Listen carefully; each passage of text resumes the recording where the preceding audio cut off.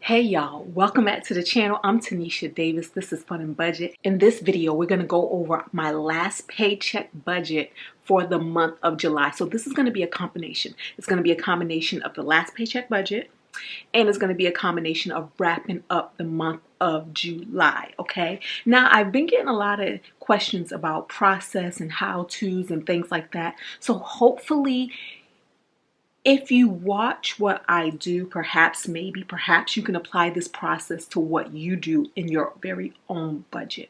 Okay, that's my hopes. That's my hopes that I answer questions. Okay, all right, let's talk about it. So, on our last paycheck, now, what's reflected in this bank account is not my last paycheck. Super dope if it was, but it isn't. It's basically what's in my checking account on the day that I got paid. In this paycheck, we need to be moving money around. I'm realizing I'm missing some notes. 1 second. All right, had to grab my notes. So the first thing we do, we look at our bank account, right? And we make sure that everything that's there is accurate. So we see that I got paid, and at the time that I got paid, I have a balance of $19,057.75 in this bank account, okay? A lot of these were because I got paid for my day jobs, from Google AdSense, some rental income. Yeah, so those are some of the things that are showing here. So everything looks good. Things that are debited out, and mainly they will be credit card payments, are accurate. Oh, and then this $100 right here, I actually purchased $100 worth of Bitcoin. Basically, when I see that Bitcoin is super low, I will buy like about $100 at a time. Nothing extravagant. So we all know that the first thing that I do, well, some of you may not know, but the first thing that I do after I check my bank account is I then start paying off my credit cards, okay? And so the first thing we're going to look at right here is going to be Bank of America. In Bank of America, we see that I owe about $3,647.27. We see that I have 95,000 points, which is about $950 that I can use toward airline travel, hotel rooms, whatever. Now let's go and take a look at the transactions. And we're going to go ahead and read from the bottom up. Y'all, the month of July was all the way interesting. So the first thing we see here is I had to have a whole HVAC repair. My AC unit, this house was all the way hot. I had caught myself having a gathering, had about 15 people up in this house, living up in this house with no AC. We had to do all the fans, guys. So it cost me $2,674 to have that fixed. So that's that right there. Hair, $120. The water bill, $124. Stitch Fix, which is a subscription clothing service that I use, and I actually lowered that to once a quarter. I used to have it come every other month, but now it's once a quarter. So that was $185. Went to Walmart and spent $184. Returned some things to Walmart for $21. Returned all the things to Dick's Sporting Goods, which was like some swimwear stuff, and got back $97. vidIQ was $49. Walmart, again, $30.50.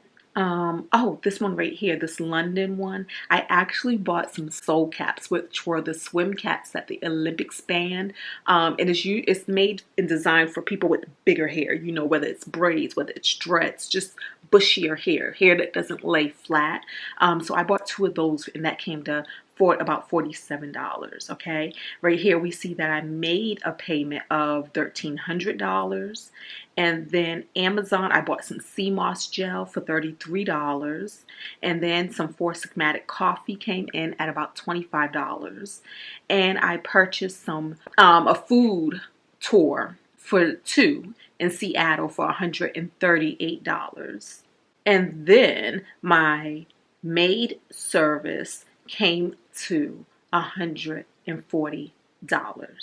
Okay, so when I add all of those things up, what I'm going to pay on this credit card comes to $3,434. This is going to leave us with $15,624 in our bank account. And so the next thing I'm going to do is take a look at Citi.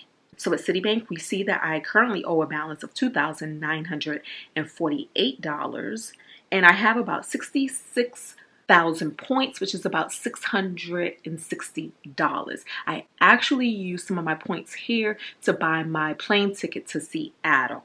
Now let's take a look at the transactions, and from the bottom up, this is the card that I use most of my restaurants and fast food and eating out things on, okay? And so we see some fast food expenses here. We also see this ticket, that's Alaska Airlines. That's for $236, and that's from Jay going from Miami to Seattle. And then my cell phone bill came in at $225.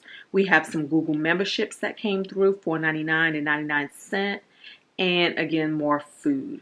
And so what I'm going to pay on Citi, oh, the thing that's not showing here is that I actually paid off my portion of the cruise, which was like about I believe it was like around $2,100 for my Alaskan cruise. And so the payment that I'm going to pay to Citi today is going to be $2,690.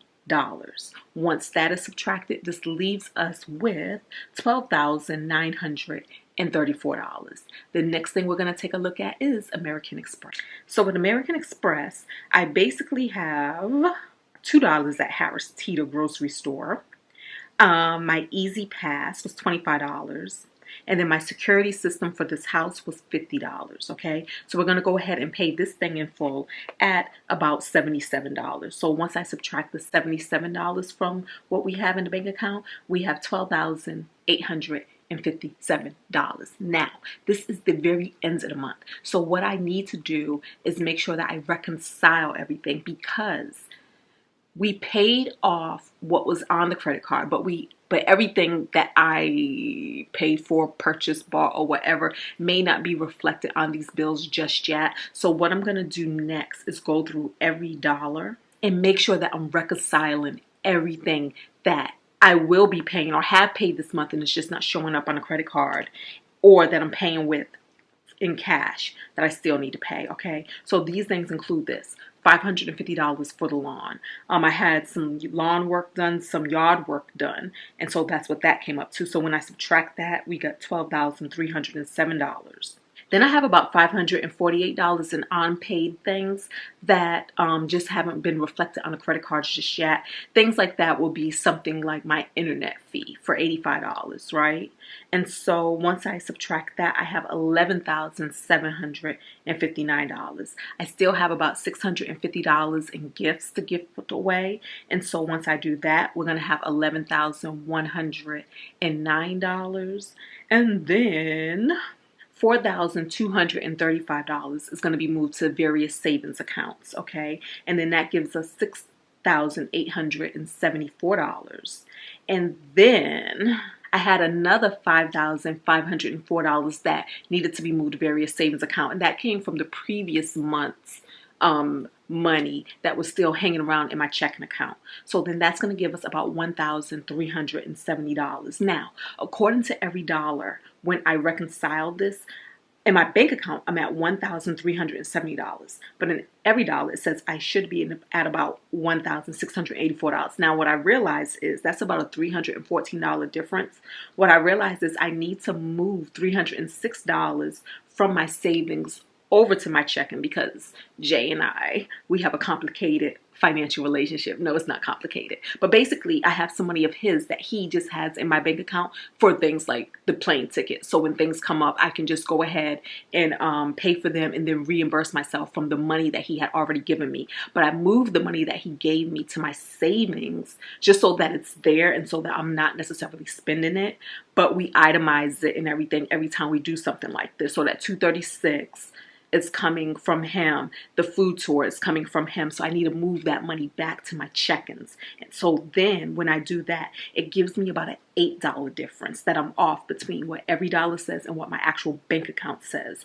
So what I'm going to do is make an expense in every dollar for $8. And basically it's going to go under miscellaneous. And basically it's just going to be marked as money that was not properly documented or something, since, you know, we don't know, $8. I mean, it's not that big of a deal. But if it would have been that 300, I would have been a little more concerned. But then I realized what that 300 was.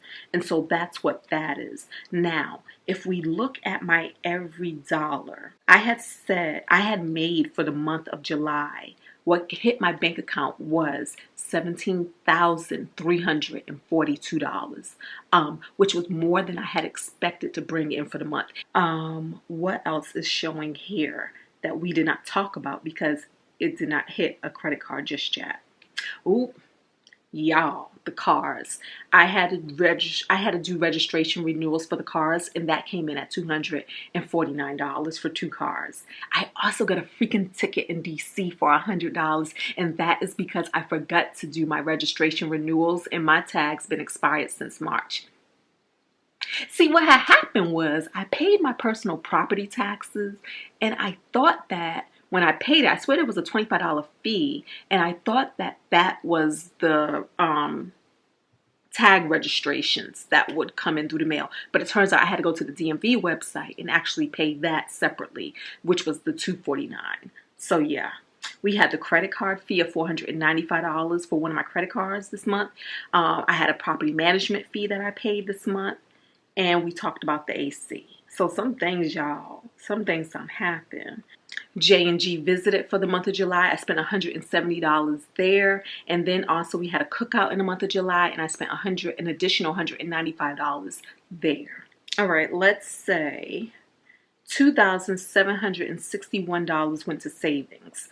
$1,500 went to 401k. $200 went to my health spending account. We did an extra $200 for that mortgage.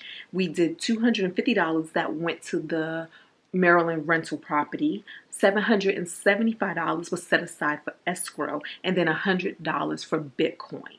About $709 for giving. That is what happened for this beautiful month of July.